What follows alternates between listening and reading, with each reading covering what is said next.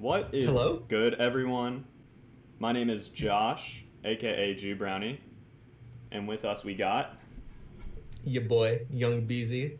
Young Beezy. I've never heard anyone call him that, by the way. That was out of complete blue, nowhere. His name's EJ, Yeah. and we are here with Modality Gaming Podcast, and I figured I'd kind of offer an explanation to how this came about, what really drove me to start this initiative, and it really came from an idea. Before I talk about my background, I want to talk about my view on esports and gaming as an industry. And that it feels kind of like a stranglehold in terms of accessibility and content. There's a very widespread view of gaming culture.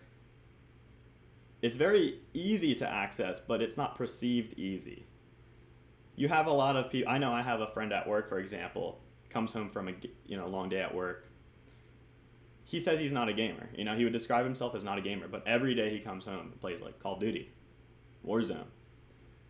So there's definitely a perceived separation of gaming and the actual field. So me personally, I was born and raised Virginia Beach, went to school at JMU, ended up graduating, moving here to Baltimore. I currently work in sales for cybersecurity, and gaming's been part of my entire life. 3 years old, Sega Genesis, Sonic and Tails Okay. with my brother. What do you say? Oh, fuck. Yeah, we go deep, and I'm I'd be shocked if we still had that Genesis. That was a long time ago. But really, cognitively knowing what I'm doing and not being a 3-year-old, I actually recall my first time playing the GameCube, picking up Mario Sunshine, being like, oh my god, I can go in all directions, forward, back, left, right. But playing at such a young age, when your brain is so malleable, really leaves an impression on you. And I feel that's also part of what makes you like good at video games. But I started playing Sunshine, Sonic Adventure 2 Battle, the GOAT game, and then there's just so many others. Tony Hawk Pro Skater. If you're hip, Pikmin. If you know, you know. And really, the GameCube was my defining. It was really a lot of what I did, what I played. And I think there were a lot of pros and cons to growing up around video games so closely early. Pros being, of course, being attached to something and really stimulating your brain. Gaming was also kind of a social thing. I swear I had 6 of my friends over one time, all of us like a sleepover, come home from Fuddruckers and just watch the ending to Sonic Adventure 2 Battle on the GameCube. Like that was like our cinematic peak. Like Wait, shed more tears than like watching Endgame. Yeah, EJ, you like, could tell. just the ending? Like they would watch us play like the final story. Okay, I'd love to say. Yeah, no, these were like defining moments, and for me, I've always viewed it as having a positive impact on me.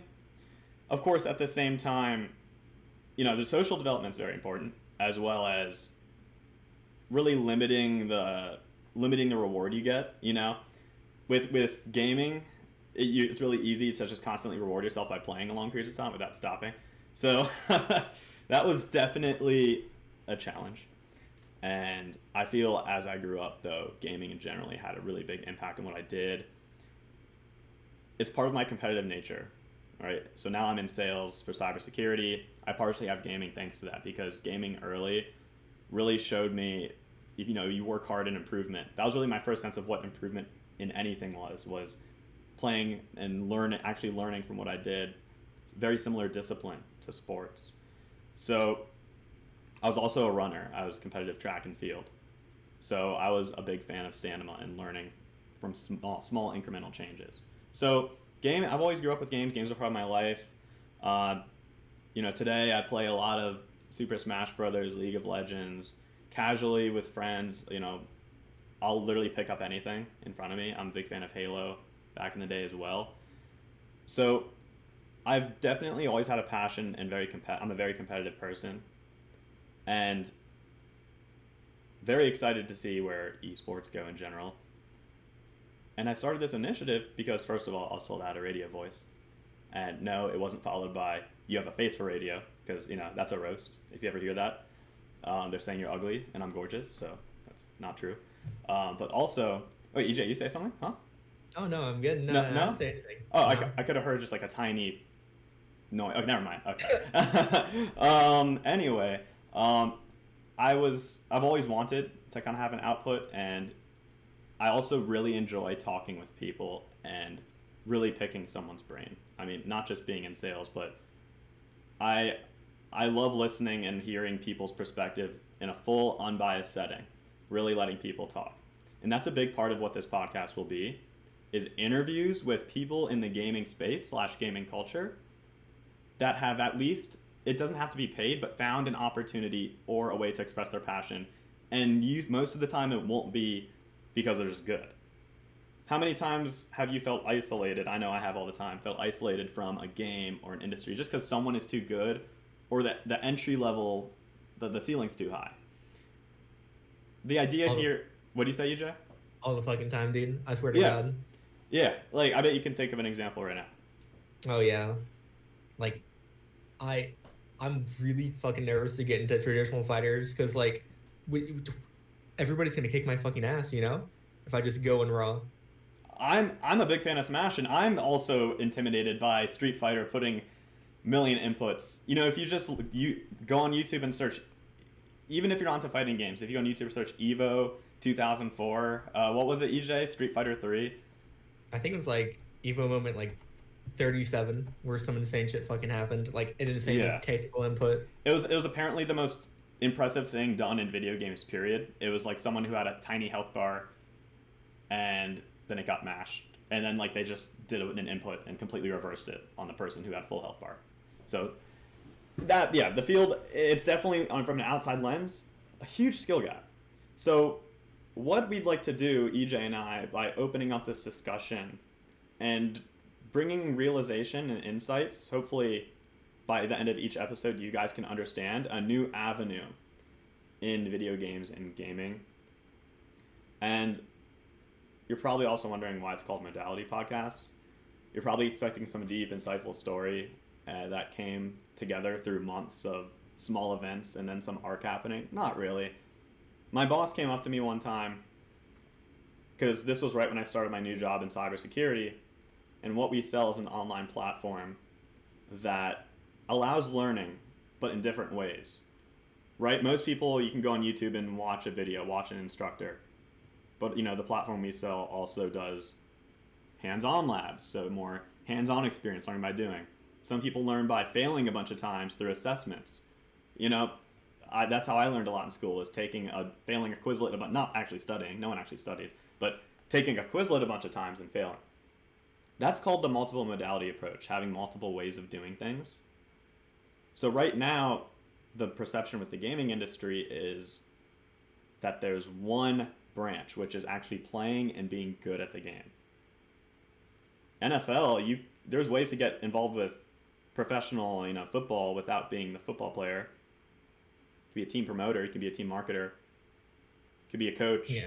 There's entire brands, the brands, the Ravens, shout out to Baltimore Ravens, could be an intern there for social media, I mean, that's just one arc. So my idea is modality gaming, really, you're not going to force gaming into the mainstream, but you can explore the avenues that are actually being created right now. It's like a unwoken beast, right? It's a very large market in the future. So I thought I'd throw it over to EJ a bit and kind of let him introduce himself as well.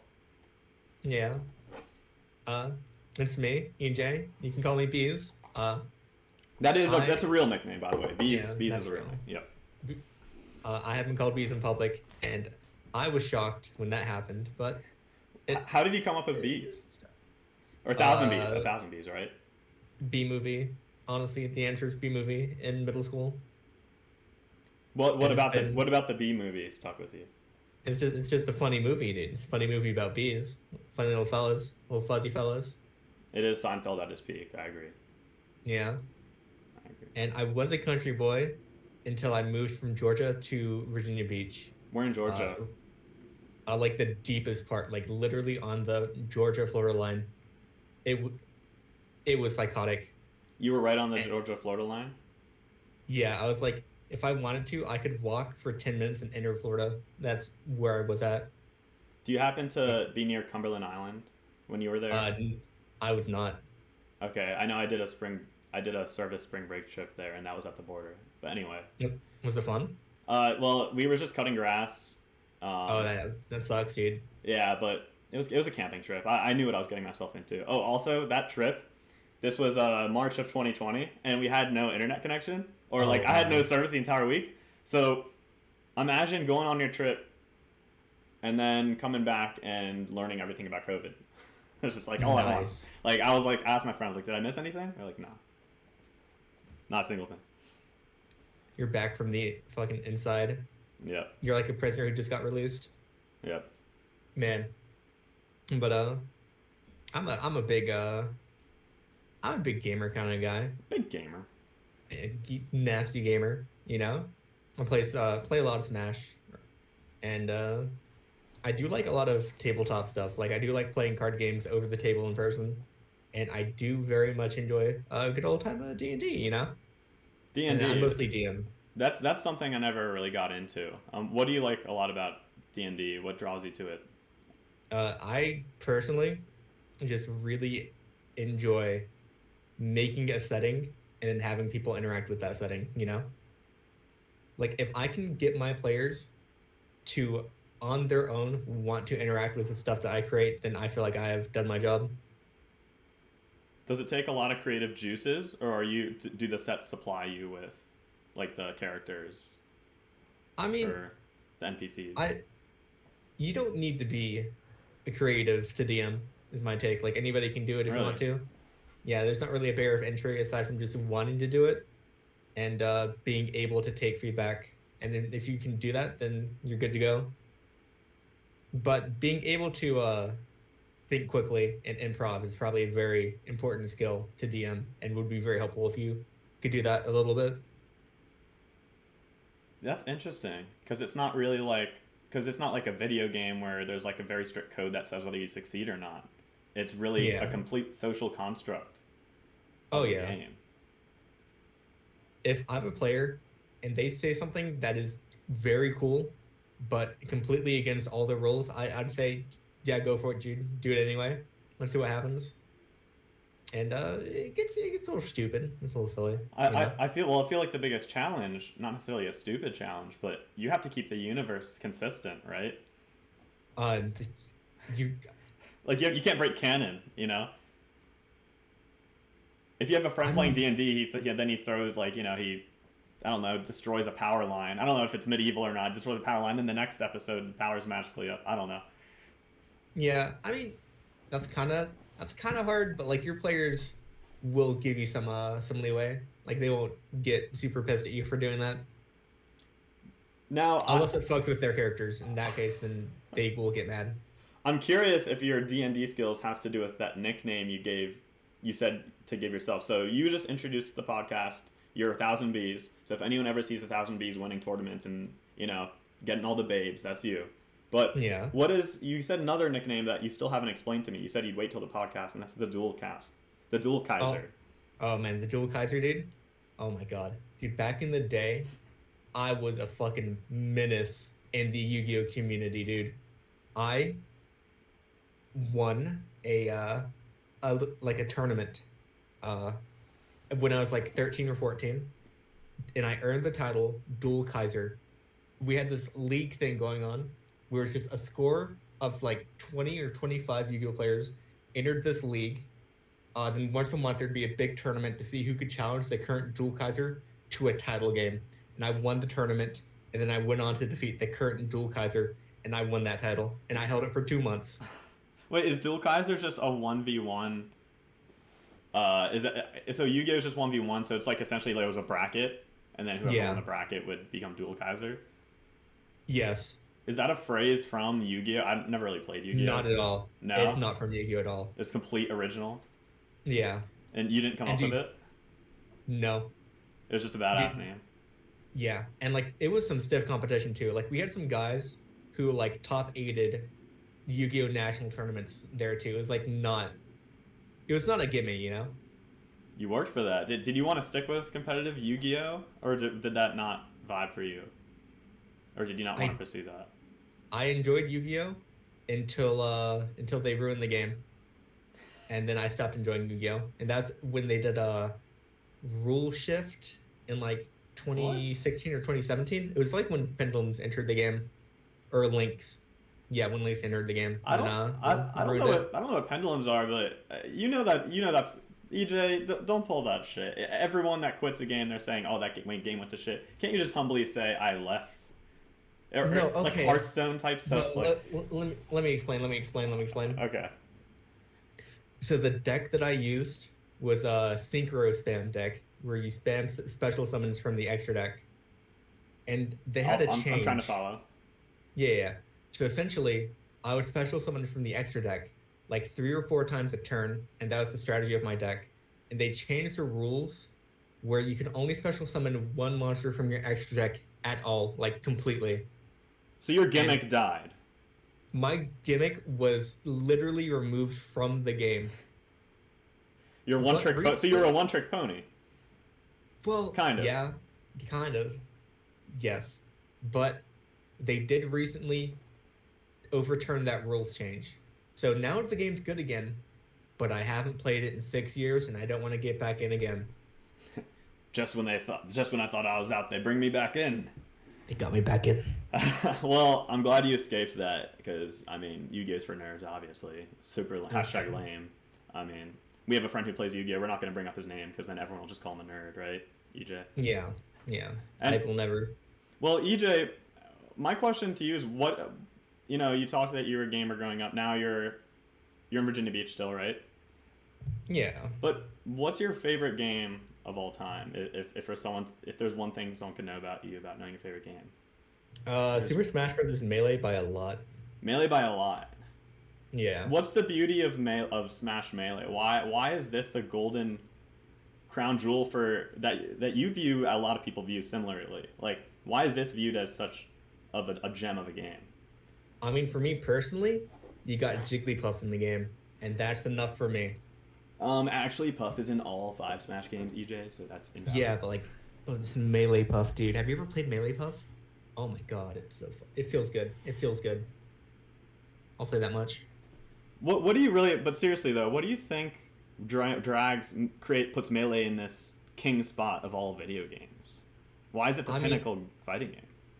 it's just there's so much depth to it that you're always working on something when you pick up a controller, you know? For It those never feels like I'm wasting time when I'm playing the game. for those that don't know, Smash Brothers Melee. I mean, if you're in the scene, you'd be living under a rock to not know. Smash Melee, second game by Nintendo that brings all the characters together to fight, and Melee, way over 20 years. Actually, I think it's the 20th anniversary this year, right?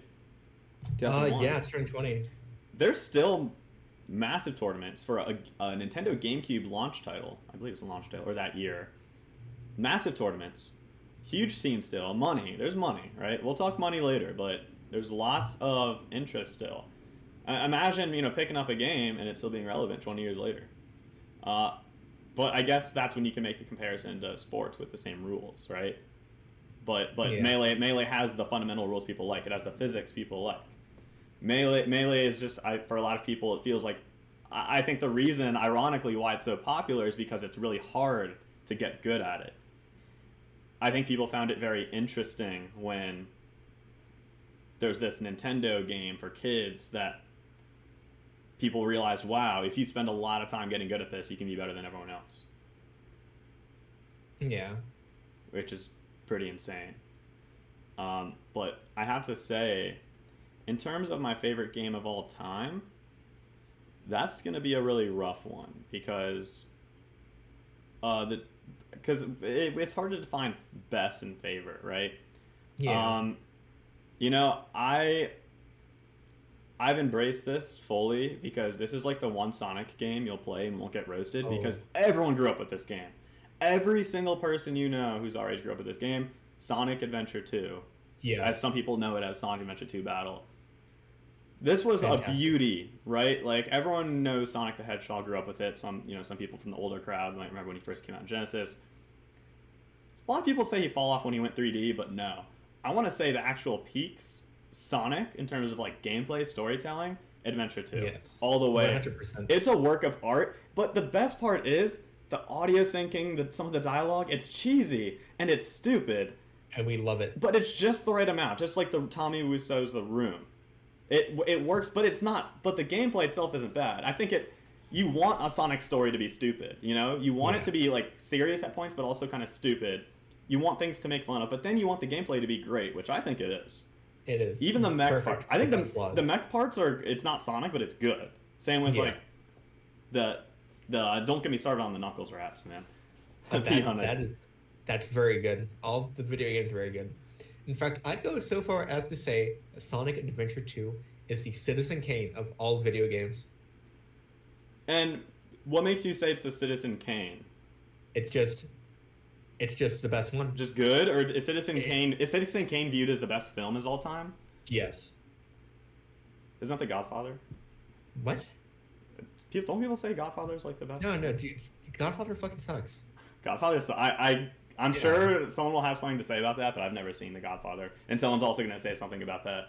So, I love how it's a podcast of one guy that hasn't seen The Godfather, the other that hates it. So, it's just someone screaming at their phone or computer right now. But I agree. It's just a bad movie.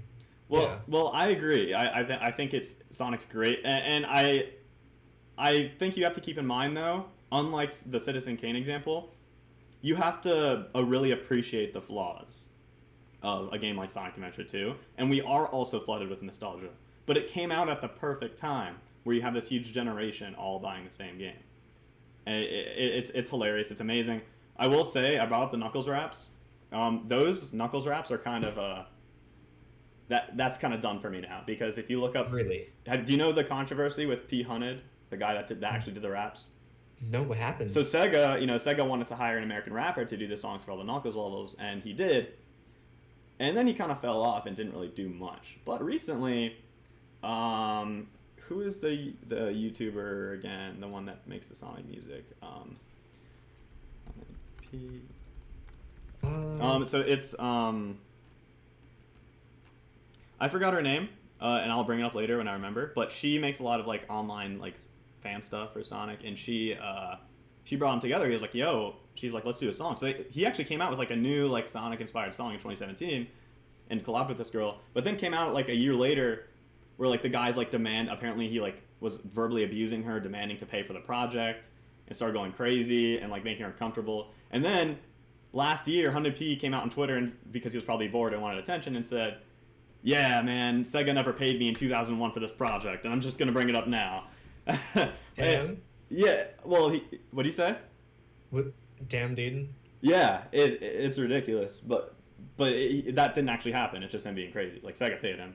Like there's a lot of evidence that says the contrary. But not to get ahead of ourselves, but there's like, there's going to be imperfections about games. But yeah, that's definitely the GOAT. But I think the other favorite game could be League of Legends, and I think there's the right reasons and wrong reasons.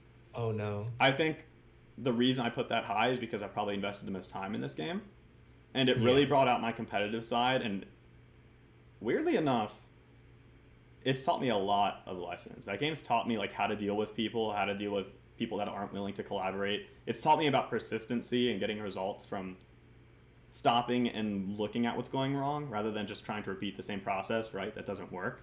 Like that game, you can learn that in a lot of fields, but for those that don't know, I mean, I think a lot of people have heard of the League but don't know what it is. It's like a 5v5 battle arena where you control one character, but you have to rely on your 4 other teammates because it's a team game. So just the very concept of you're this anonymous person online working with 4 other anonymous people towards a similar goal, you're going to run into a lot of human conflict, right? People like getting mad at you for not doing certain things. But at the same time, that game, it really helped me grow in terms of that competitive aspect, working together. It also has brought me together with some of my closest friends in 9th grade who I still talk to today. So if you can't tell already, I love competitive games, and that's what I value a lot.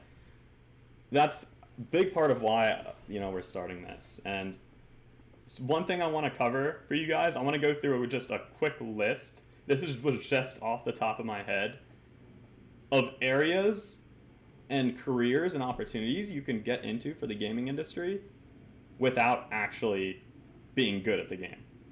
Shocker. One of them, content creation. If you told me 10 years ago that you could be a 16-year-old kid who's not even good, just recording himself playing Call of Duty, posting it on YouTube like every day, and that he'd be making more money in a year than I do right now, or you'd be making a good living, I wouldn't believe you. Like the new age of supply and demand being direct allows people to see exactly what they want. And if someone wants to see a kid play a video game to learn to get better or just get entertained, it's gonna happen. That right now there's more opportunity than we ever had in our life, which is super exciting. But a large majority of where the eyes are with esports gaming is the social space, TikTok, YouTube, Instagram, these live streaming. Twitch has blown up and has expanded past gaming, but it started and still is a gaming platform because there's so much supply. And I think the challenge, though, of course, is if you want to make it big on Twitch, you either have to be very, very good, like top 0.01%, and be consistent. Like, in League of Legends, the top 0.01% of players are called the challenger players. And there's some challenger players that stream and still only get 3 views. Yeah. Because you have to have a good combination of maybe a skill, but also really stand out. There's also Trick2G. I love the guy. I've played with him before. If you go on YouTube, he's like over 1 million subscribers. He's not he's good at the game, but he's not he's like the top 1%. He's like in the diamond tier, which sounds good, but there's such a very small margin of what actually makes good worth watching.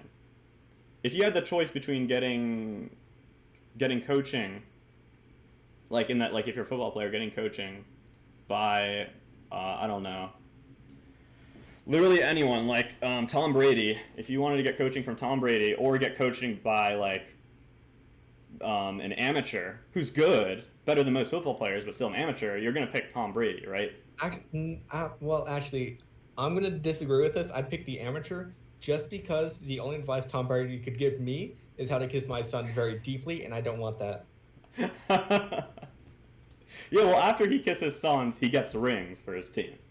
But you're right, that's not a good package deal. I personally don't want to have to kiss my son very intimately to get what I want. You're right. Josh. Huh? I'm getting a phone call. Hold on. You're getting a phone call? AFK. Okay. He's going to grab a phone call real quick. But content creators, you got to be really good or you got to be entertaining in some way. It's its own market. So there is this opportunity, but there's so much background to it and there's so much insight and research, which we'll eventually cover. Because on this podcast, we are going to interview lots of people who have made it through that field. Or at least in the process. Another area is fan creation and fan art, right? The artistic output of what comes from characters in games and community is massive. That its own. If you're an artist or you make music or you enjoy singing and you enjoy video games but have never found a way to kind of combine the two, super doable. The coaching and training industry, with the rise of esports, right? Different things like, CSGO, Call of Duty, League of Legends. The motivation and the market to become better at those games is getting larger because of the awareness. And when there's a bigger need to be better at something, there's going to be a larger market for people to help and coach those people. I personally, earlier this year, did a lot of coaching for pro guides, charging like $15 a session. I never viewed myself as a coach. Before January 1st, 2020, I made it a New Year's resolution to do this. But before this year, I never viewed myself as like a coach figure or someone that was helpful. But just because it just came naturally. People liked hearing what someone kind of good at a game had to say. You could also be a coach or mentor in a game without being super good. That's definitely an avenue. I mean, let's just talk about shoutcasting, commentating. This isn't just sports. This is all of gaming. You have a shoutcasting and commentating community, which is huge because you still need that personality, and especially if you're broadcasting an event. There's the list goes on, really. Game journalism. As the field grows, you're going to have, if you're a writer, if you enjoy reporting on events, This is an industry that needs eyes on it as it grows. You also need eyes on it for good and bad reasons. As the esports industry grows, and as more deals are made with big sports teams existing right now, you have a market. Now you have a market where you can do a bunch of products. Targeted marketing. You have Red Bull and Geico sponsoring all types of gaming events. Partnerships. You need a sales team if you're part of a brand for a big esports company. TSM, Cloud9, they all have sales teams. Products for promoting streams and games, right? We're gonna have someone on the podcast very soon who actually he runs his own company that actually does. It's similar to Linktree, but it actually promotes. It actually allows growth and market exposure to your viewers. Let's say you have a Twitch, you're a streamer for like Call of Duty, and you have a Twitch, you have a Snapchat, you have a TikTok, and you need a way to show them all. Well, then now here's this Linktree that does that, right? That's just an example of like, if you're someone that if you're an entrepreneur or you like to create products or like a software as a service or SaaS, this could be a growing field for you to provide new solutions, because with a growing field you have new problems. Now, the biggest problems I see right now in the esports and gaming industry, this has been on my mind for so long. Hello? What's up? You back? Okay. Yeah, phone call's done. Awesome. I was diving into some of the biggest problems right now facing the gaming and esports industry. And here's one of my biggest problems. The word gaming is cringy and it sucks. Yeah, it's not a very good marketing term. Like, it sucks to hear and be labeled as a gamer and to say that I play games as a hobby. And look, it's okay to, and that's the thing. Playing games as a hobby itself is fine, but saying it out loud, just the word gaming. Yeah, I don't know if EJ, is it because of the ironic movement and people using it ironically that ruined it? Or is the word gaming itself just bad? I think that has everything to do with all of those things. It's a combination of all of those, I think. You know? Like, I'd rather tell people that I am a DM for a tabletop group than I would say I'm a gamer, you know? Like, at this point. It's like in the middle of a party if someone comes upstairs and catches you in a room, and you're just, like, playing a video game, and then they all look at you and you look around and you're like, I was having sex. Yeah, that's what I was doing. Yeah! You know? I get it. And guess what, EJ? You're not alone. I really think, though, there's a problem with the word gaming. Every initiative I was doing like a lot of market research on this stuff. A lot of people I've talked to who want to start startups or do something new or interesting, create an app for gamers, whatever, they get stumped because they have to use the word gaming and gamers. And that's oversaturated, it's cringy.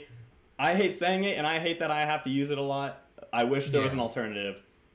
Esports is the only closest thing I could think of, but right now, I think that esports is it's getting gamer status esports at this point. It's inching over there. Oh, in terms of like being overused and cringy? Yeah. Not yet though. It's not as bad yet, I don't think. It's getting there. But esports also, EJ, it ties closely to the idea that it's competitive. Yeah. Like, but when you're just talking about gaming in general, and also the word, it's confusing because game, when you say the word game, that also applies to hunting, that fair game. That's what it's used for historically. And casinos. Like, there's really, I think, a big part of what's strangleholding, funny enough, like not even including all the actual issues, is just the verbiage. Talking about it, not that it's cringy, just that it's not even specific enough. Yeah. There's something missing here. I hate using the word gaming and gamer, but I'm going to say it a lot more because I have to. And you are all going to suffer through that because I have to. So it's not fun. But it's a growing field with a lot of large companies signing contracts. Eyes are on it, right? There's eyes on the industry and there's deals being signed. But there's no hard money yet.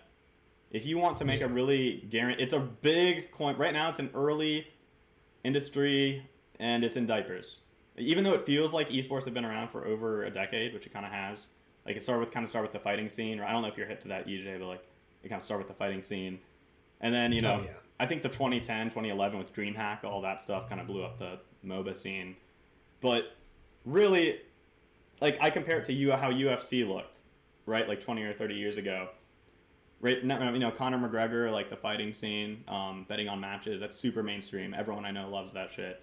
And it's one of the highest viewed events on TV. especially Yeah. when Keemstar eventually fights Logan Paul. That's gonna be awesome. Oh, I No, can't fucking wait, dude. I'm getting I 50 hope that bucks on happens. Logan Paul. I hope that happens. Um, $50 on Logan Paul, damn. Keemstar is like frail and old Yeah, he's and like 50. elderly. Yeah, that's fair. Yeah. But the UFC was viewed as, in the 90s, like as a niche, like, this isn't going anywhere, that's kind of ridiculous. Just people fighting.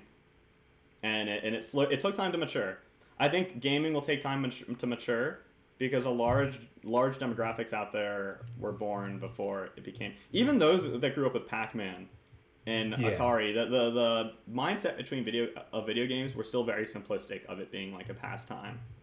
A pastime that didn't have any value socially, right? Oh, I have a Pac-Man related story Yeah. for later. Oh, for later? All right, well, Yeah. I mean, is it I mean, you could, if you remember it. Nah, I mean it's just about like arcade games in general. It's just a story from my dad where apparently like back in the 80s there was this pizza place with a like Cubert machine in there, Pizzagate? and he grinded that machine for literally 17 hours straight to get the fucking high score. He told me, and man, my dad's a gamer and a half, dude. It's in your blood, bro. It is in my blood. Wait, but it was just for that machine? Like it wasn't it wasn't the Guinness World Record for Pac-Man? Oh no, absolutely not. I think the Cubert record is something obscene at this point. I think that's like the OG like speedrunning gaming field is Oh yeah, like point runs. the point like for Pac-Man and stuff, and there's that whole Yeah. controversy with like I forgot his name, but recently the guy that got the Donkey Kong record cheated. Oh yeah, Twin Galaxies guy. Oh Twin man. Galaxies. I don't know that story at all. Oh yeah, it's such an unbelievable story. You'd have to really dig deep with it. We'll have to look at that later. But yeah, no, that's the speedrunning is. I mean, speaking of speedrunning, that's an entirely new field. Like playing a game as fast as possible, being the best at that. There's speedrunners that are paid because there's the audience that wants to see that. Yeah. How fast can you beat, Pac-Man, or how fast can you beat Red Dead Redemption 2? Do you know about Celeste? Celeste? The Yeah. game Celeste? Yeah. Yeah, that's a big speedrunning game, right? They had like a speed run league where people would like play against each other one on one to see who could beat the game the fastest, and then it was like a tournament structure, and I've never seen anything like that for speed running before. It was insane. mesmerizing. Yeah, it was backed by the creators, and it was just a league for speedrunning a game. Like that's An just entire team just for playing. The entire team dedicated. That's insane. An entire team dedicated to playing a game as fast as possible, like a whole league. yeah, That's that's where this is going, man. that's impressive, dude. Yeah. I like the idea. What's something that someone could look up on YouTube to find the Celeste thing? Let me check. I think there was an official name for it. Celeste League. Yeah, the Celeste Premier League. Celeste Premier League. That idea to me is unreal. And I definitely view that's where it creates really there's a really hard distinction. Like people who are passionate about video games kind of convince themselves that they're not because they can't find a crossover or a way to get involved. Yeah. I know people that are great artists and also love video games, but don't like actual portrait like artists. But they have a day job.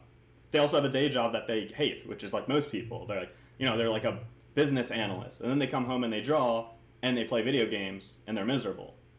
They're miserable during their day, and then they go to work, and there's really not that being explored. That's the exciting part about this is there's slowly areas opening up where there's actual industries where you can pursue what you want to do that has to do with gaming. Hopefully that kind of puts this in a better picture. Partnerships, products. EJ, you mentioned something to me earlier today before the podcast about stakes not being high in esports. Oh yeah, I feel like that. This is more specific for League than anything else, but And this is a problem, right? Make it clear that like this is an issue. yeah, I think that the current League system, in the LCS and like LEC, LPL, LCK, stuff like that, where you have a league of like 10 or 12 or 16 teams, and then they go to playoffs, you know? Like most people do not care about anything that happens before playoffs. People really only care about the tournament bracket playoffs, and that is where you get a ton of viewers coming in for playoffs, for worlds, stuff like that. But like normal days, like LCS, I think it started off getting like 200,000 views, but now like it kind of breaks 50K, which is insane still. Can you explain what the playoffs, for people that don't know, for League of Legends, competitive League of Legends, what does LCS mean, and like what is Worlds? Like, what is this? LCS is the League Championship Series, and it's for the North American region for League of Legends. And essentially, they have 10 teams playing against each other several times throughout a regular season, where it's just a round robin of every single top team. They end up playing like 27 or 30 games the entire time. And then the top 6 teams go off to a playoff bracket where they fight for number 1. And that playoff bracket is very exciting because everybody loves the tournament format, where you lose and you're out. It's very high stakes. Yeah. But playoffs, like everybody plays the same amount of set games, excluding tiebreakers, which might happen. And tiebreakers are very exciting, I will admit. But what's the issue? Don't most sports have that like boring wild card season and then playoffs, like, and then people start watching? I mean, the playoffs thing is really just for sponsors and investors for teams, because you don't want to invest in a team that has a chance of dropping out of like a league, Yeah. Because with franchising and stuff, like with no relegation, it's just the same 10 teams every single time. It's not really much stakes if it's just the same people, So it's like a showcase of skill. Yeah. It's not really so much like fighting tooth and nail for whatever you can. It's more so just like playing so you have your spot, and then there's not really as much incentive to go all out, Well, how would you fix that problem with, competitive league and esports? How would you give it stakes? I feel like also for the Overwatch League has a similar issue where it also has a league format with like the normal season, but like I feel like it's too deeply ingrained to be uprooted, because like really that's where a lot of the sponsors came into, because the league offers that stability, and I don't know enough about it to offer a fix without ruining that deal, Yeah, it's rough. I would actually really like more international events now that I think about it, with a tournament. Just you qualify for a tournament, like DreamHack was. You remember that? Yeah, vaguely. But international, that's funny you mentioned that, because in Korea, that's where League is like insane, at a level higher than any sport. League of Legends. If you go to Korea and mention League of Legends, everyone will know. Even their grandma will be like, "I watch competitive League of Legends." You go to restaurants, you get a discount for being ranked a certain. I would get meals for free because I'm just amazing at the game. But that's true. You get right. There's different benefits, and hey, I mean, the elephant in the room. Yes, girls will fall for you for being really good at League of Legends in Korea. So, for those of you that have had a rough season this year, head to North Korea, or not North Korea, South Korea. No, I actually like the idea of North Korea. They could use the help. Yeah, if you want to stay there for good, then absolutely. Don't expect an exit pass for North Korea. God, I wonder if Kim Jong-un plays League of Legends. That would be cool as fuck. I would do it with him. God, he's probably a support for Yasuo main. I imagine he played ADC. No, he's a Vayne player. Oh, 100%. Yeah, 100%. It's not even a question. Vayne Lucian only. Oh, only. Oh, okay, no, the Lucian pick. Come on, even Kim Jong-un wouldn't be that evil to pick Lucian mid. Come on. Imagine. That's insane. But anyway, I think the stakes are not. I agree they're not high at a cultural sense level. Like not, it's hard to identify with teams, especially because teams move around a lot right now. But last year, maybe it was last year, a year and a half ago, there was a big landmark with gaming tournaments where Booga, if I pronounce that right, Booga won a 16-year-old who won $3 million. Yeah, through Fortnite. Fortnite kid. And that was insane. I mean, that's something that broke headlines because it's a video game. But that's like, I don't like using that example when I have this discussion, because that's the very tippity top of skill. Yeah. When really, something that everyone could get their hands on, there should be avenues that at least bring interest as a fan. I think being a fan of something, you're part of that community. You know, you're part of that field. Yeah. Something to also keep in mind, the reason it's harder to get into the idea of esports as opposed to other areas like, you know, other sports like baseball, football, because it's segmented by some different like competitive games. There's like 6 or 7 big dogs, but you have to know the rules. Like, you can't just watch I mean, I feel like for shooters it's a little easy, like CS:GO, but there's not a great way to watch a shooting tournament. I don't know how they do the cameras. I think Overwatch has a really cool way to, like, for the spectator. I'm not hip to that. If someone is, then they know. Yeah. But for a game like League, where a bunch is happening on the screen at once, it's really hard for people to identify with that if they don't play. And playing League is a learning curve. That's an understatement.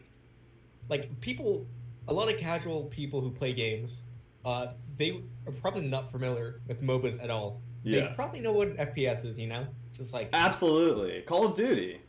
Yeah. Halo. Yeah, everyone who's under 30, if you have a girlfriend, she hates Call of Duty. Or she plays because she gave in, you know?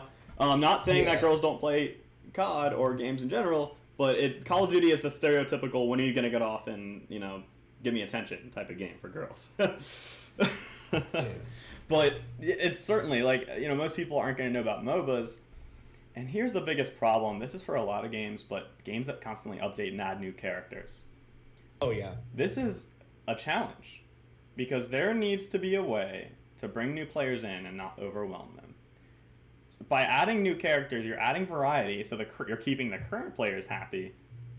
But new players, if you don't know what League of Legends is right now, and right now you Google LOL, you go on the website, you download the game, in order to be decently competitive and stand a chance, you're going to have to know what over 150 characters do that all have psychotic. That have 4 abilities, in addition to learning the fundamentals of the game, which for a lot of people take years.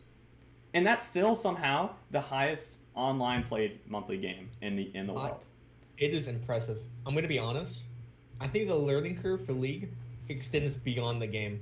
Because when you get into League, it's sort of expected that you watch people on YouTube like Tyler1, you know, or some other big streamer or YouTuber. And that also supplements you learning the game, which I think is really interesting, you know? Like getting entertained on Twitch? Yeah. I think that, like, I learned, like, half the games that I knew from, like, Donkey and CivHD when I started in, like, Season 3, you know? Wow, you brought up Donkey. I'm going to completely derail this for 10 seconds and bring up my shameless plug. I was in a Donkey video. Donkey is my favorite YouTuber when it comes to games. And he used to play League. He actually kind of got popular from playing League of Legends from 2011 to 2015. So his videos are kind of viewed as like his League of Legends videos are viewed as kind of like a memorial / a museum. I'm in one of those videos. If you're hip, then you'd find that kind of surprising. Just look up Escape from Plat, and I'm in the first 3 seconds. I'm in the chat typing and freaking out because I'm realizing I'm playing with Donkey. That's my 15 minutes of fame. But yeah. I mean, that just shows you how much of an impact these, like, you know, content creators can have. You not only got entertained, you learned from them. But like I mentioned earlier in this discussion, having a multiple modality, everyone learns differently. God, I'm gonna sound like such an ego asshole. I was a psych major, okay, guys. I'm gonna get out of the way. Okay, relax. Okay. Oh, gross. Go on. Okay. Are you done? Yeah, I'm done. Okay, it's all out. Okay. Keep going. I had a psychology degree. I have a psychology degree. I'm not a major anymore. I have a psych degree. It's on the wall over there. I'll show it to you guys later. You'll earn that, right? But you're like, I want to kill you right now. Man. Anyway, I have an interest in learning. My field of focus in psychology, I love neuroscience, but I also love the science of learning and how people learn best. And the reality is we're slowly discovering that people have very diverse ways of actually things sticking to them and learning. So having a very popular game is beneficial to you because you have many different people playing the game online. If there's a game no one plays and you're trying to learn it and it's a hard game, it's like... Give it up. You're gonna have to experiment a lot.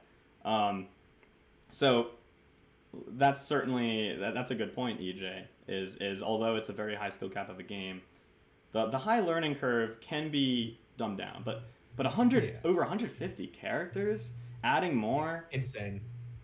And I'm gonna also have a really hot take here. This is someone. This is a problem with a lot of games. So this used to be a problem, like on Xbox Live, the good old days, like on Halo, people being toxic and screaming and yelling. That wasn't like a big deal, because I hate to say it, there was actually charm with that. There was a lot of charm with hearing a 12-year-old kid saying that he had intercourse with my mother and then proceeded to have sex with my stepsister, right? Yeah.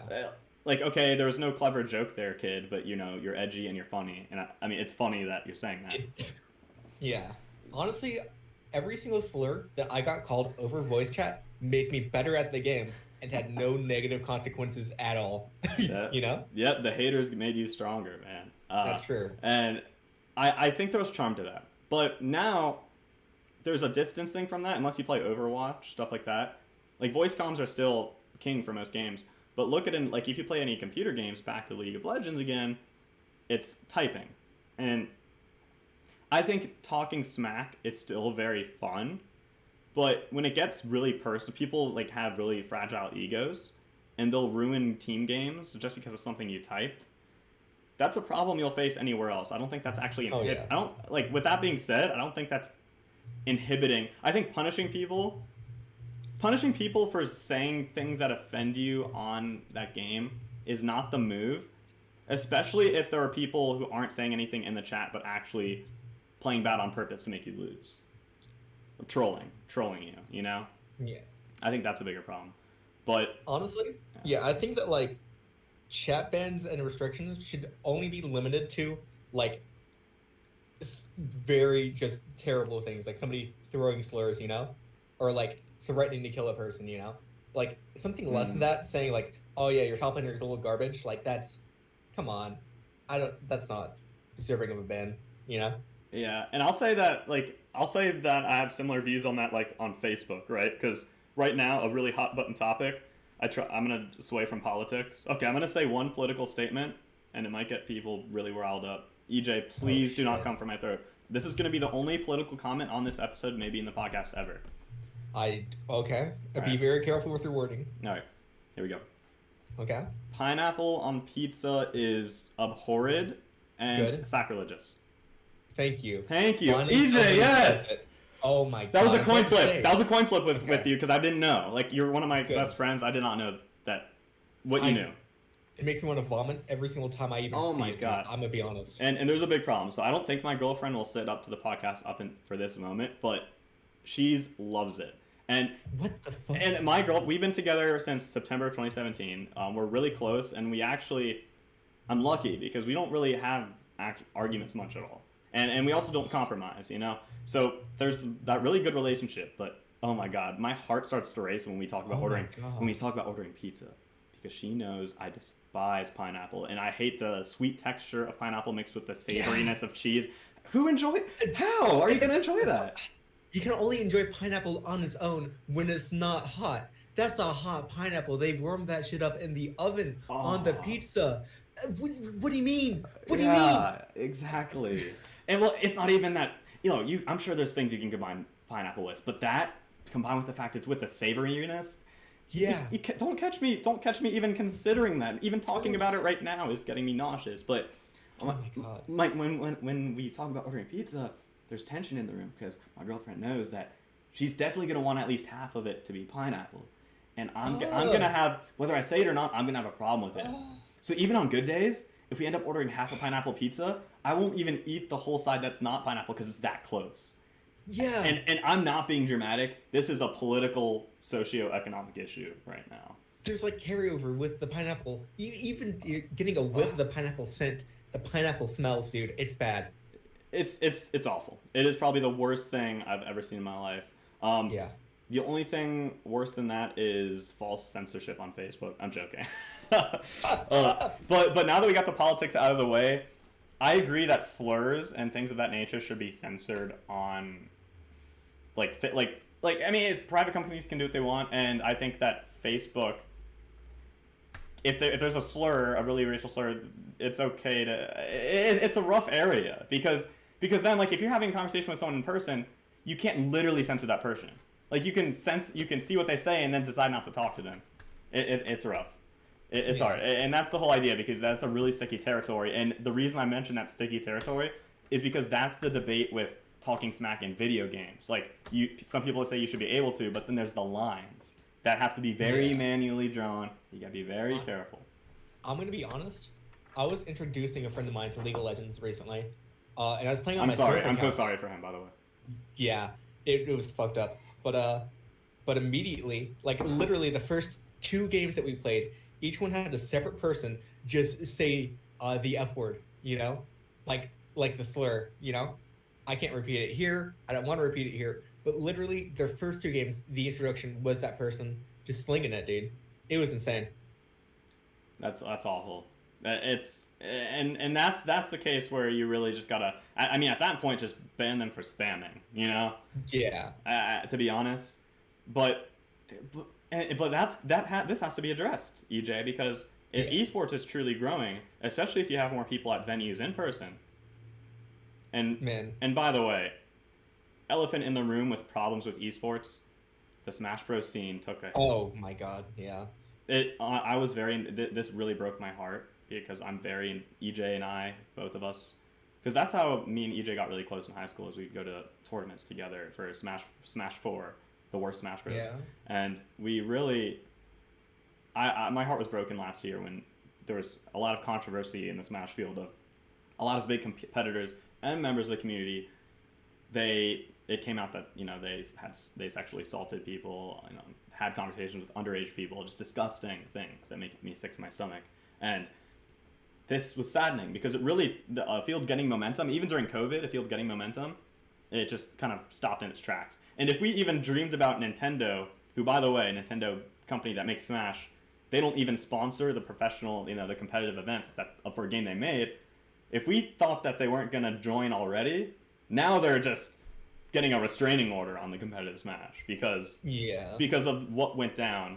And you guys can do your own research on what happened with the Smash community in summer of 2020 and onward. It's really rough, but I bring this up because this is going to be a problem again that needs a solution.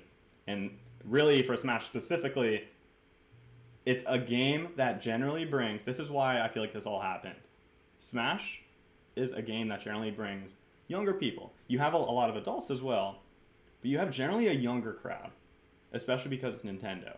So you have a crowd, you know, and you also have some of your best players being between the ages of 13. There was a 13-year-old kid last year who beat the best player in the world, MK Leo. So, who picked up Pichu out of nowhere.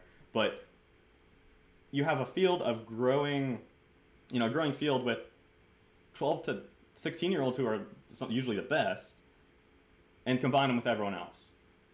So then you have, you know, social pyramids and egos getting involved at these events, where you have, you know, the players who are older, over 18, getting to know, being really close with people who are underage.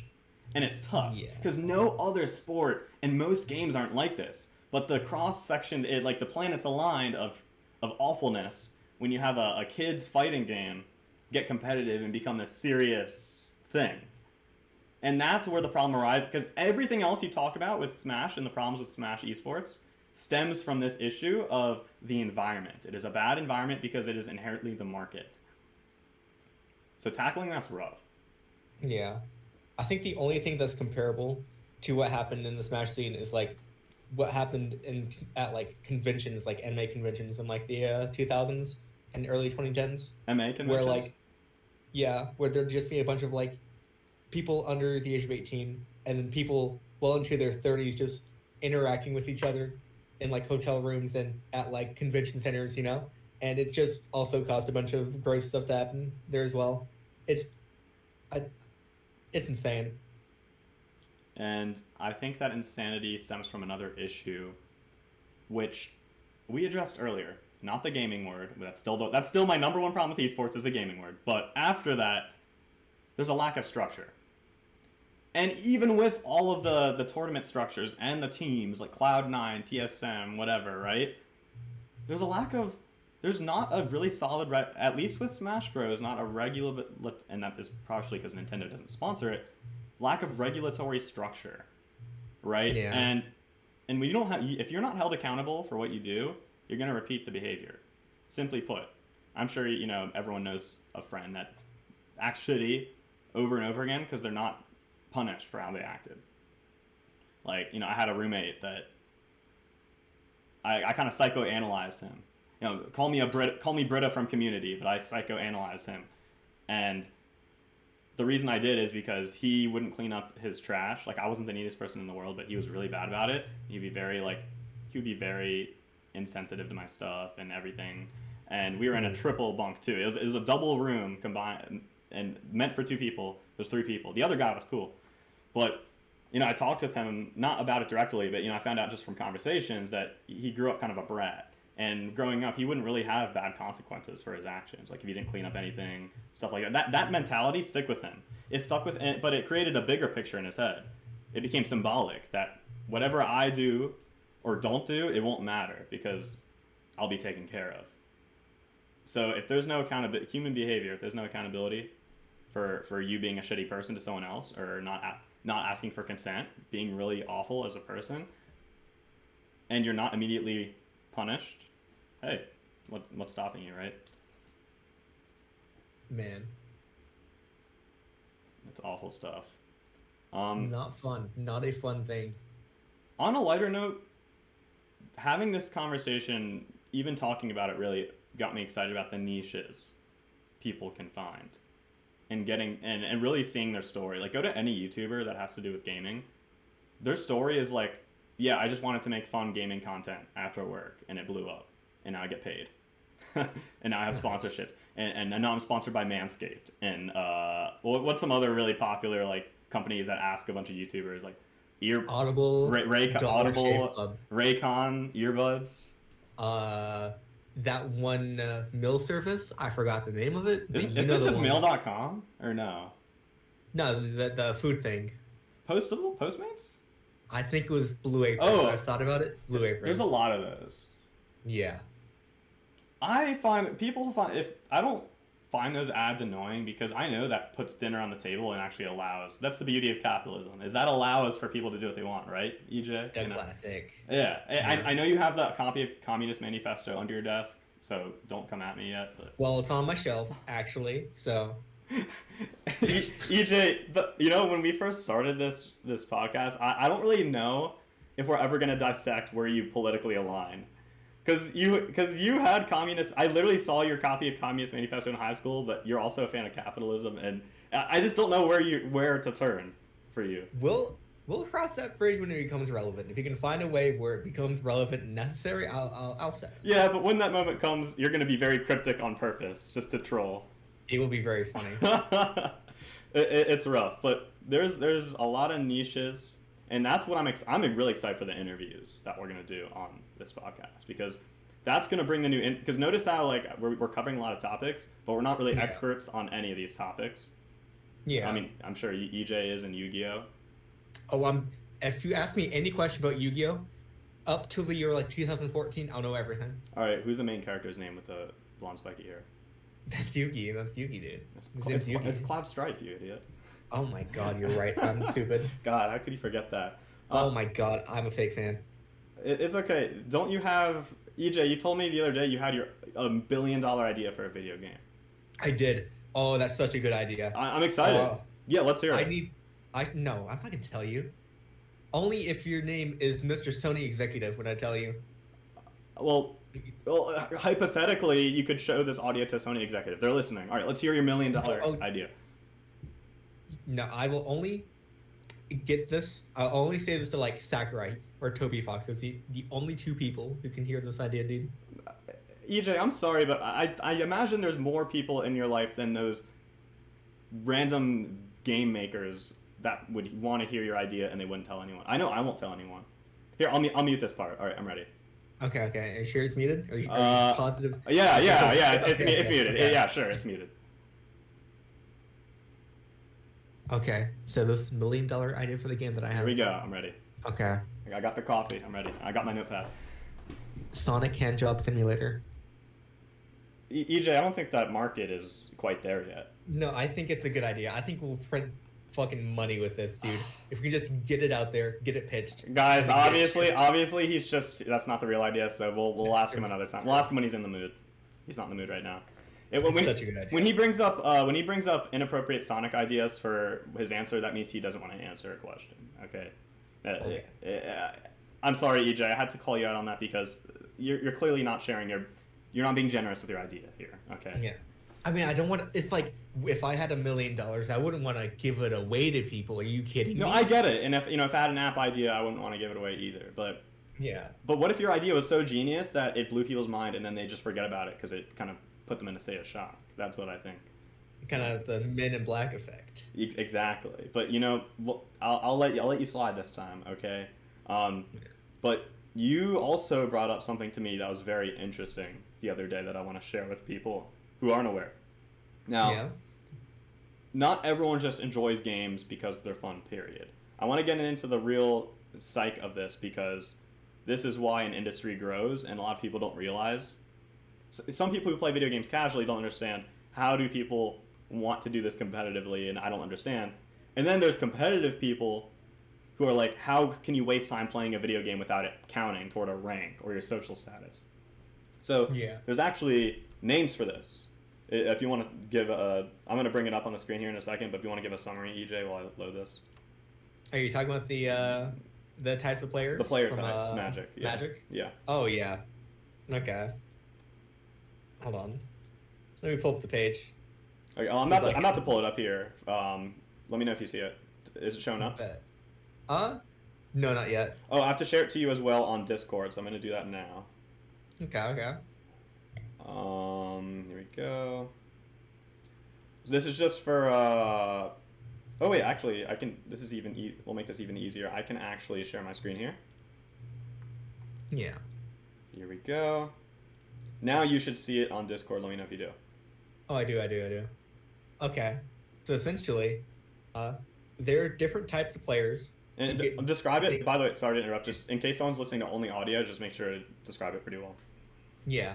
So basically, there are just three major player archetypes identified that can be further broken down into like sub archetypes. But the big ones, there's like a person who's like a Timmy when they play a game, and a Timmy is just somebody who likes to do very big. There's three types of flashy gamers, things. right? There's the Timmies, the Johnnies, The Johnnies and the Spikes. and the Spikes. And when I first heard this, I'm like, what the hell are you talking about? This was created for the game Magic the Gathering, but for Yeah. all video games, anything interactive, these are the three like personality type tests for what kind of player you are. So what were you saying about Timmy? Yeah, Timmy's just want to do big stuff, the big simple things. They're just very, very impactful, very flashy. You know, like landing a Falcon punch. Like they pick Captain Falcon, just go for the knee, go for the punch, go for like a Ganon up tilt. You know, just something big and dumb, and just one hit, one kill is very, very Timmy adjacent. You know.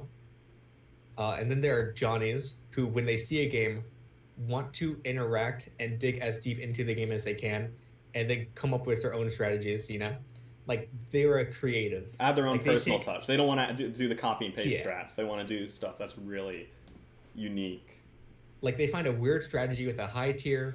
They try to lap out a mid or low tier character to see if there's anything there. You know, they really want to play the game on their own terms. You know, and then there's a third type known as like a spike. And spikes just want to play the game as good as they can. They want to play the best character and do the most optimal thing all of the time, you know?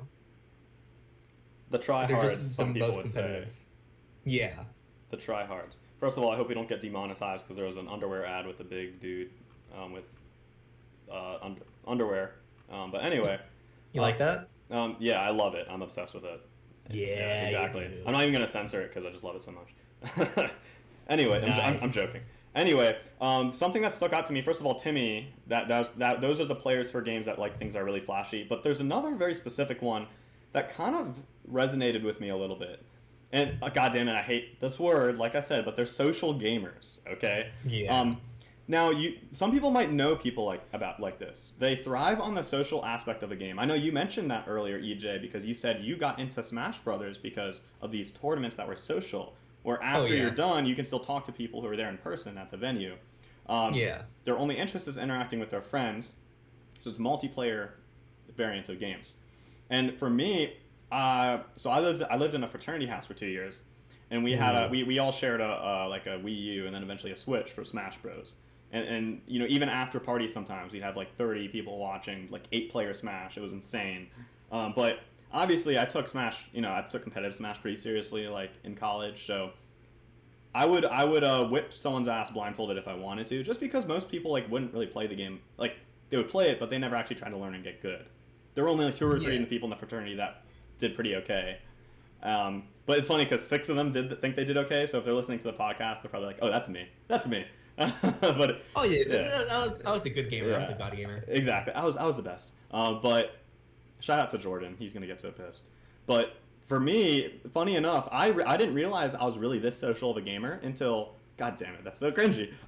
We had my friend Cal. I came up to visit JMU a few months ago, and it's my first year as an alumni, so I came back to one of my friend's apartments, and we were reminiscing on Smash, and Cal was like, "Yeah, man, you would kick everyone's ass. You played so well." I was like, "Yeah, man." I was like, "I love Ness. You know, Ness is my favorite character." And then he looks at me puzzled. He's like, "Ness, you played DK, my guy. You played Donkey Kong all the time." I was like, "I never picked DK, did I?" And then I thought way back. I was like, "Wait a second. Whenever I was in a room with 10 or more people, I would always pick the big flashy characters that I wasn't very good at." but it created like this, and so I got a lot of satisfaction. Yeah. I was so passionate about smashing the game. I wanted people to get interested, so I wasn't gonna pick boring characters. Although a little boy with magic powers is still interesting, but you know, big Donkey Kong is more interesting. And then I would also pick characters like Pac-Man.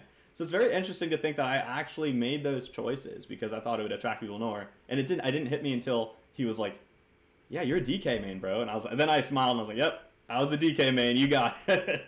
You're not wrong there." And then of course, adrenaline gamers, which really love the unpredictableness of stuff. They're just the real perverts of people who play games. I'd say junkies are better. Yeah. It's like slot machine effect. Like just nasty, gross, just kind of unwashed, unkempt people. Hey man, you got some real chads still that are adrenaline gamers. I would relax with that. Okay. I mean, like you're a chad. Obviously. I'm a little bit of a chad. I'm kind of a chad. Just kind of a chad. So by the way, for those that don't know, adrenaline gamers, they love the variance of a game, especially card games and stuff like that, even poker, because you can't really predict, and they love the stuff that like sometimes works, sometimes doesn't. That, you know, that's the part of you. I mean, that's the part of your brain that really gives you the reward, is the uncertainty of getting a reward. This is like variable versus, those of you that took a basic psych class know variable versus fixed intervals, right? They actually did a study on birds, which applied to humans. They had like birds doing 4 different types of. To simplify the study, I'll just put it into 2. There was one bird that would receive a treat every 5 seconds if he pucked his beak every 5 seconds at the button. There was another bird that would get less treats, but it was inconsistent. It wasn't. By the way, their pecking would do nothing, but the second bird, he would get treats at a random interval. So it would be 7 seconds, and then it would take 10 seconds, and then sometimes it would be 2 seconds. It was completely random. And by the way, when I say their beaks did nothing, that just means it gets to the next interval. So the bird actually pecked more who would do the inconsistent variable than the one that just got the repeat expected, even though that bird was getting more. Uncertainty brings a lot of motivation for behavior, which is really interesting to think about, especially with people who are hooked on games. Yeah. A lot of the times find that. I hate to say it, but you know, like a team game like League of Legends, like taking the risk of getting good or bad teammates. Because when you get good teammates, it feels good, but it's inconsistent. Yeah. So there's the Timmies, the Johnnies, What would you say you are, EJ, of these different of the Spike? Are you a Spike, Johnny, or Timmy? I mean, I think I'm a bit of a Johnny, a little bit of a Johnny, kind of a Johnny here. You like doing unique stuff? Yeah. Certainly. This stuff's really interesting, and I'm curious to see what other people say that their personality is. I have a friend who plays League of Legends. You know who you are. Who really struggles with getting better at the game. But it's not because he's necessarily bad or doesn't refuse to improve. It's because there's over 150 playable characters that do different things on that game. And instead of really focusing and getting good at 2 or 3 characters, he gets bored. It's called a diversity gamer.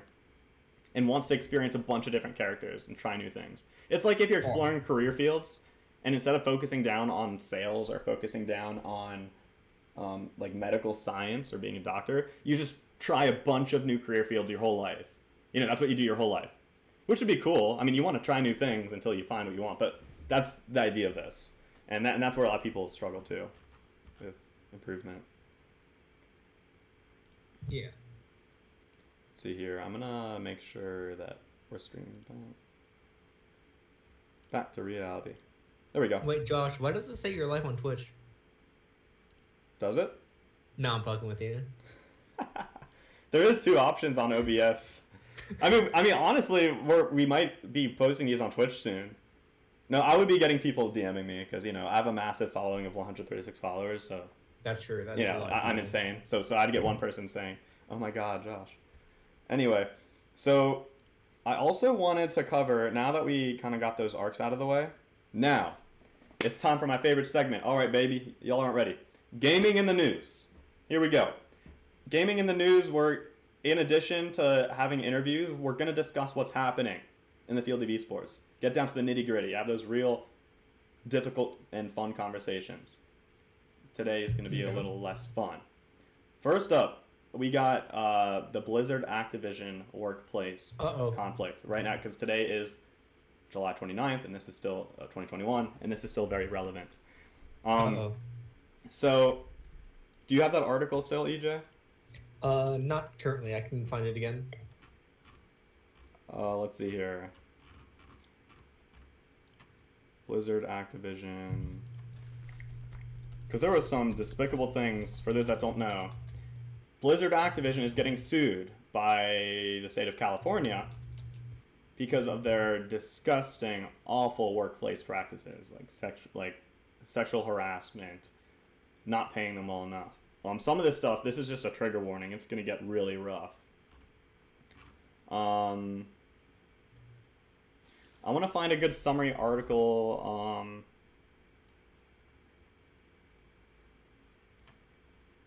Let's see. There's 2 things. There's an article here, and there's a Twitter thread.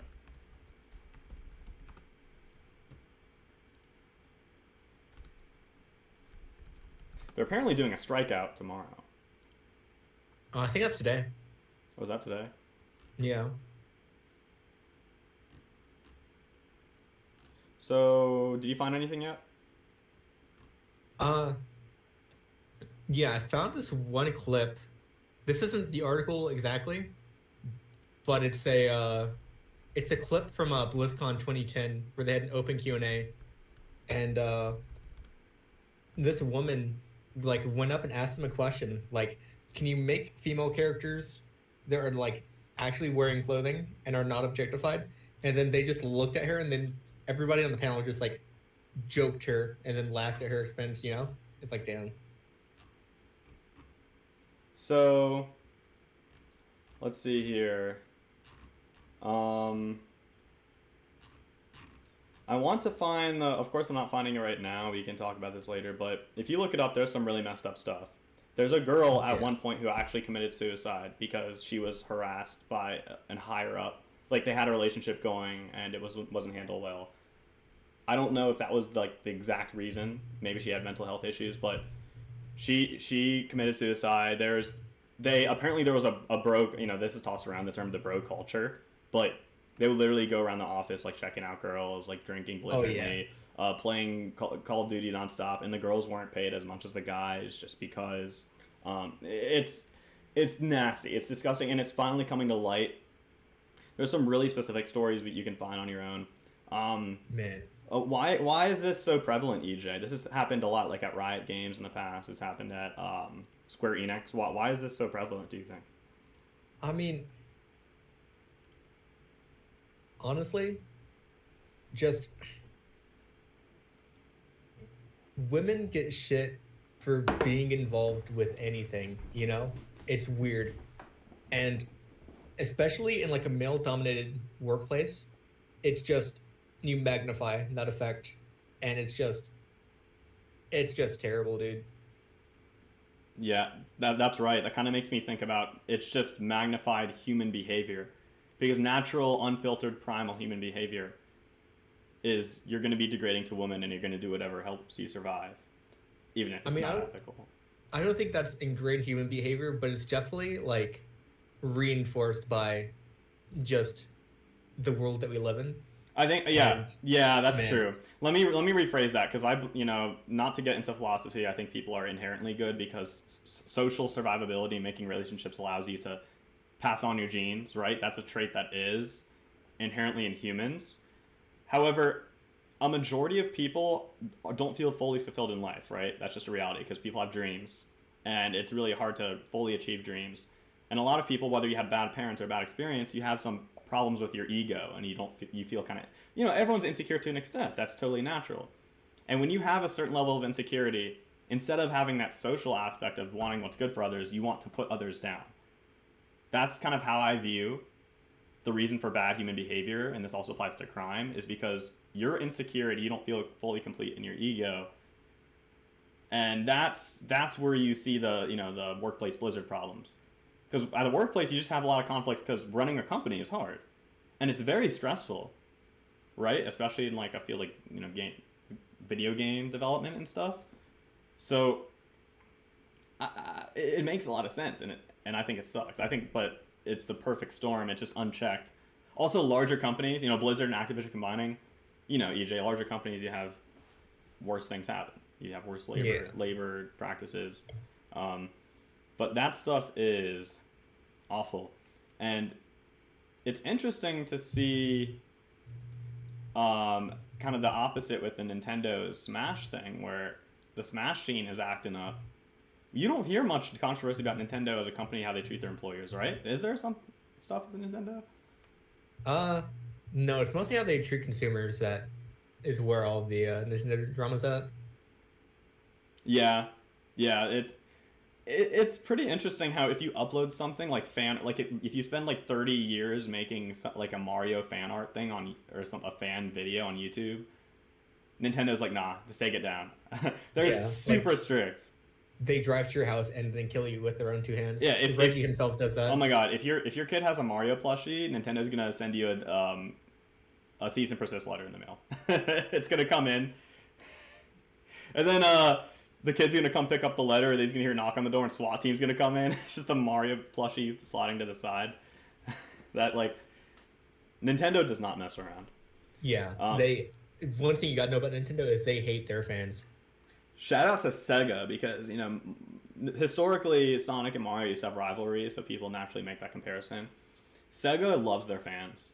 There's so many Sonic the Hedgehog fan games out there that weren't made with Sega's behalf. If there was a Mario fan game, or I know there was a Metroid reboot made by a fan that actually got taken down, cease and persist. Yeah. A bunch of Sonic fans got together a few years ago. They started development. They made a fan game. Sega saw it and they loved it and hired them to make a new Sonic game. And you could look up that game now. It's called Sonic Mania. Dude, I remember when that game launched, and I was at your place and you played it at midnight. And the Chemical Zone... Oil Ocean? Dude, when you got to the boss on that stage, dude, I lost my goddamn mind. Dude, that game's hard as shit, but it was magical. It was magical because... That's how you that's running a video game company the right way. Listening to the fans and hiring the really good fans that know their shit and know what people want. I don't know why that's not done more often. Hire the fans that know what make games good. Or make a show funny. Yeah. I mean, I imagine there's a lot of risk with hiring people outside of a circle or bubble, sure, but there's great results. I think the game Sonic Mania, everyone should play it. That's an example of how to run a game company and find the right people. Is look at your market. What does the market like? What is the fan base like? And that's really how you do it. There's another news thing I want to talk about. Riot Games. So we talked earlier about people who are socially influenced. Riot Games are coming out with this social board leadership feature. Oh man. That allows you, imagine for any game you have a friends list. Now some already do this where it compares how well you're doing against other friends. But this one's going to actively track it and then send you notifications and reminders about like friends getting in front of you, you falling behind compared to your friends. I'm already motivated by like my friends getting better than me. Now my real insecure side's going to be like, hold up, no. It's like I'm about to start a project or do something for work and then I see, nope, can't let him beat me. Yeah. Dude, there's one thing I hate more, it's my friends becoming better than me at something, you know? I cannot get surpassed. Yeah, well, it really depends on the thing. I think it depends on how much pride you have on something or how much you enjoy something. There really is, for me, it really is rough to see like something I thought I was really good at, but then someone just overtakes it really quickly. Like natural talent versus learned skill. Yeah. That's some rough stuff. We were also going to cover dream drama. I know you guys really are dying to hear dream drama. Okay. Yeah. This is going to become a dream drama podcast. Okay. Yeah. I mean, a famous Minecrafter. We find out he cheated on a speedrun. This is. Oh my god, I'm gonna cry. Dream cheated. Yeah. He cheated. Oh my god. But unfortunately, I'm really sorry, guys, but we're not going to cover that because our time limit is coming up here soon.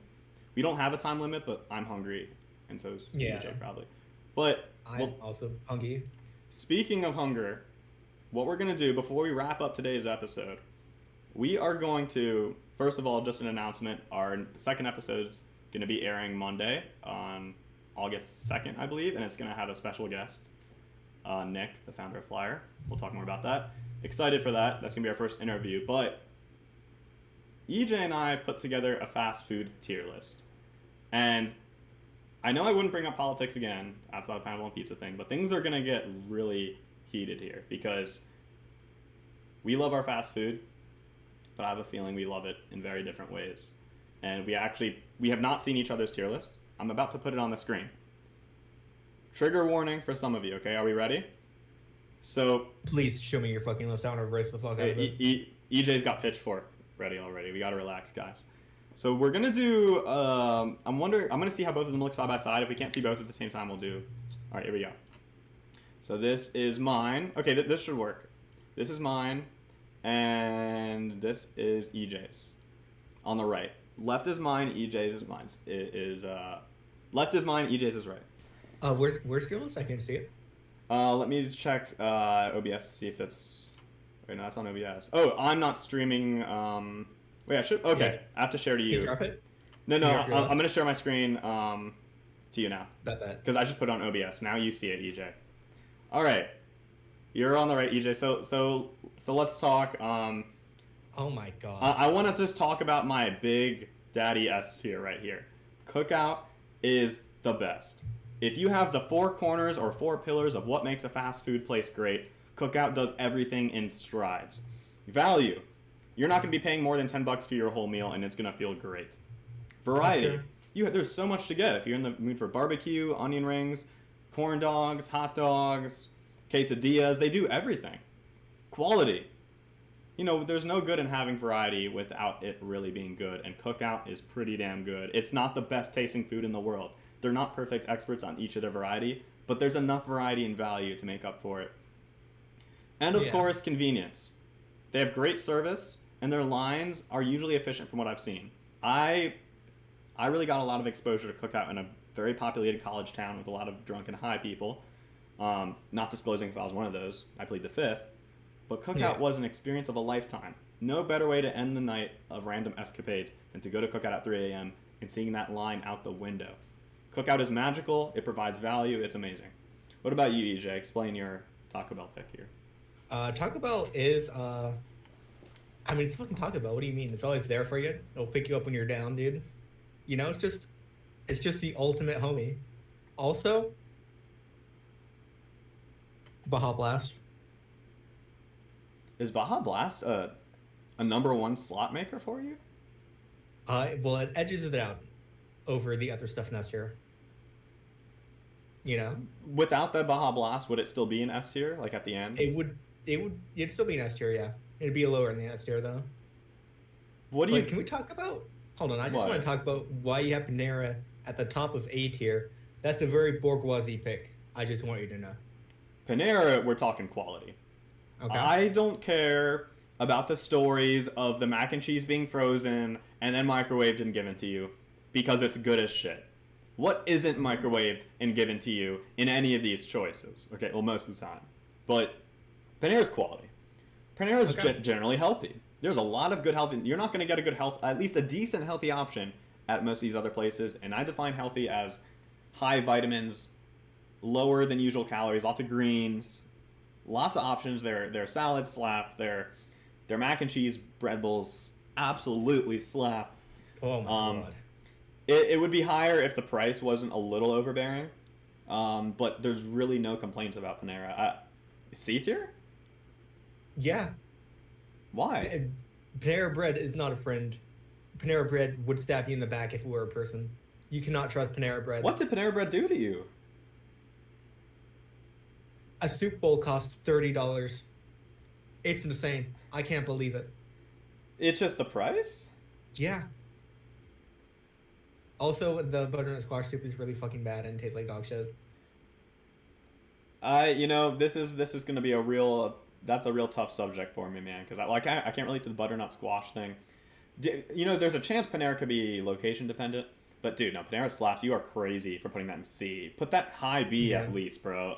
There's no $30 bread bowl. Yo, by the way, Panera can sue me. You can get drinks for free there. Just order on the kiosk and take a cup. They're not gonna charge you. No, dude, I know somebody who works at Panera Bread, and they stopped giving out cups. They had to stop that. Oh, are they gonna start doing that local? How long ago was that? This was like a month ago. Also, he was telling me that he sold just grilled cheeses with the shitty cheese for $11 fucking dollars, and I could not believe it. It was insane. Jeez. It's highway fucking robbery, dude. I can't believe it. Well, you know what, EJ? There's something we can agree on. We play Sonic exactly the same. Yeah. Wow. Yeah. Look at that. Sometimes. What? I do like me some Sonic. Some Sonic. Yeah, some Sonic is great. It really brings people together. It'll solve the Middle East conflict. It'll do everything. Sonic is awesome. That's true. It's great. The chili dogs are great. I think it's where it is in the tier list just because the above choices do so much better. And wow, Carl's Jr. A tier? Yeah. Not a lot of fast food places got mushroom Swiss burgers, dude. You can't get a lot of mushies. Can't. Wait, what the fuck do you have Arby's in A tier? Arby's is art. Oh my god, Arby's. God. No, dude. No. Okay, your mouth breathing with no taste. Hey. Oh, let me defend myself here on the stand real quick. All right. Okay. Arby's, they don't have that much variety, and sure, some people could sometimes find it a little greasy. It's very greasy. What's really I'm gonna have to ask you. Sauce is bad. The sauce is bad. You're not going for the sauce. They'll add cheese on the roast beef, and it's already delicious. Cheese and roast beef is also bad. And I don't know what sauce you're talking about. Whatever comes with the roast beef sandwich is delicious. Okay. Oh my god. Now Arby's, I will say the variety is not that great, but what they do great, roast beef, they nail it. They nail the roast beef sandwich. Curly fries. Oh my god. No. Most fast food places, I will actually not eat all the fries because fries are overdone, and they're like, fries have to be really good for me to eat all the fries. Me personally. And Arby's curly fries, man, that shit slaps. You are an insane person. I'll take normal fries over curly every single day of the week, dude. You're is it the seasoning on curly fries you don't like? I don't like the seasoning because it fucks it up when you put it in ketchup. You can't put those curly fries in ketchup. Yeah, but they taste bad then because the seasoning fucks it. Also you're just kind a of bad personal. person, and you're morally unright. I am a bad person, but I'm right. I'm a bad person, but I'm right. You're a chaotic evil. I'll take it if it This, means I can have freedom. my guy. I think we've had a great conversation episode here. I don't know our path forward, man. Putting Mm. Carl's Jr. in A tier? Yeah, What the hell, EJ? yeah. I'll do it again. No, listen, let's find some more common ground. All right, our McDonald's is a little off. I want to hear about why you put KFC in E tier. Oh, it's terrible. Worst food I've ever had by a lot. Very bad. Very bad. KFC has some Also, great sides. I went to the bathroom inside of a KFC, and there was just shit on the floor. Like somebody pooped on the floor at the KFC, and it was left there. Well, I think they missed the toilet because they were aiming for your tier list, which was on the floor on a Oh paper my form. Yeah, I god. think that's what really happened. Because if you're putting KFC in the E tier list, Oh bro, my at least god. because like I understand, like that's why I put it in C because at the up top of C because like their entree chicken isn't the best, but they have amazing sides and their chicken pot pie. Oh my god, their chicken pot Yeah. pies, so good. Oh You, my god. you are an insane person. Subway's pretty bad because all the shit doesn't really have a taste and it all tastes the same. Like you can get completely different Yeah. sandwiches. Their tuna's not actually tuna. Did you know about that? No, I did not. What is Oh it? yeah, no. And it's just like candy wrappers and tears. Jesus Christ. Candy wrappers and Yeah. tears. My God. Yeah. Well, there's one more place I want to bring up here, one more topic of conversation because I know we're really exhausted from this heated political battle. Wendy's in the middle of C tier? It's not great. What's not great? It's not great. Wendy's is the definition of like I'll put it in the trashy fast food category, but it's amazing I like the quality fries. and variety. Overpriced? No, I like the fries. Oh, The fries is fine. I like the fries, but the sandwiches are not. They're kind of dry. I won't lie. Baconator is pretty lubricated from what I tasted. That's probably a bad word to use, but for Well, that, it's lubricated from the grease and the mayonnaise. not necessarily. Look, I put it in S tier because of this. I will And say that's I will say this. This was not a personal experience. My girlfriend. This was a Wendy's near our school. She got food poisoning from the 4 for 4. And we haven't. Hey, listen. She's gonna be so pissed if she hears me. I am not gonna say that we even know it was Wendy's definitively. For all we know, she could have eaten something else, or it was just some virus or sickness. Oh my- Okay, but Okay. she now never eats Wendy's. She associates the sickness from Wendy's, and that's all I'll say. But it does what Cookout does, almost as good as Cookout, not quite, just because of those very few out of 100 experiences, 2 of them weren't great. But Wendy's is bomb. It has variety. It's so reliable when it comes to if you're in the mood for chicken nuggets, if you're in the mood for a baconator, if you're in the mood, they have those. Their new products are pretty good. There's the pretzel mozzarella cheese sandwich, which sounds like a heart attack, but it's good. It's damn good. I mean, I don't hate Wendy's. I don't have beef with Wendy's, but I don't think it's great. I don't love it. I just find it hard to believe you would put McDonald's over Wendy's. Yeah, I mean, McDonald's is better than Wendy's. I don't know what you want me to say. McDonald's quality of food is not great, man. I don't really understand the hype. And Hey, I just had the BTS meal and it was pretty good. It oh, wasn't but bad. wait, never mind. BTS meal S tier. How do I drag it? Come on, S tier. Yeah, fix that shit. Okay, S tier. Thank you, S tier. Oh, one last thing I want to tell people that the reason why Papa John's where is Papa John's on here? Yeah, the reason I placed that so low. Wait, cannot comment on due to controversy. Well, I was gonna say that Papa John's is low because ever since Papa John's left the company, they actually changed the recipe for the worse to make it easier. I heard. I am literally not allowed to talk about Papa John's in any capacity. Okay. It's a brand liability, so I can't. It is. Yeah, it is a brand liability. We'll keep that on wraps. And the same thing you can't do for Chick-fil-A or Burger King, right? Yeah. Fair. That's fair. But yeah, that's our view. And if you don't like it, then complain to EJ because no one's ever going to complain about my list. My list is perfect. Okay. But with all of that being said, that wraps up the episode. Wait, you have Little Caesars and fucking shit. E? Oh my god. Little Caesars is what you get if you're buying pizza for an event you don't care about and you want to fill the tables with pizza. Oh my god. Like, what universe? What universe is that not the case? No, no, like Little Caesars. I talked to Little Caesar himself. He's my friend personally, and he'll be your friend too if you just talk to him. He's the friendliest guy you'll ever meet. I think And that was he's a, I think that was a super home, kind. I think that was a homeless drug dealer behind Little Caesars he met once. Are you sure that wasn't the case? Oh my god. That's all I'm saying. But okay, stop sharing. Now is it going to show my screen? Perfect. All right, that's about it, guys. EJ, what are you looking forward to on the podcast the most, man? What's gotten you excited? I'm looking forward to, you know, Oh yeah, we can't talk about it yet. yeah. I have Sonic no Hedgehog idea what Simulator. I have no idea what he's talking about, but It- it'll get people it- excited. it was Sonic Hedgehog. No. We're gonna have to censor that. You said that that's inappropriate. We're gonna have to censor that because Yeah. it involves a beloved IP and something inappropriate. So I'm totally Yeah. joking. But yeah, I'm excited, and I would say if anyone got value from this podcast, I hope you did, especially the conversations about the industry. But there's always going to be avenues, and they're expanding. If you love video games, you love esports, opportunities are out there, and we're gonna show you with the people. But all you got to do is, give it a shot. If you've always wanted to make content, if you've always wanted to explore the industry, there's about to be money in this thing real soon, and I'm excited. So, thanks for listening to Modality. I'm Josh. I'm Bees. He's Bees, aka 1000 Bees, aka the independent variable, aka all that stuff. We'll see you The next. unseen and the unheard. And seen on the unheard until he gets a webcam.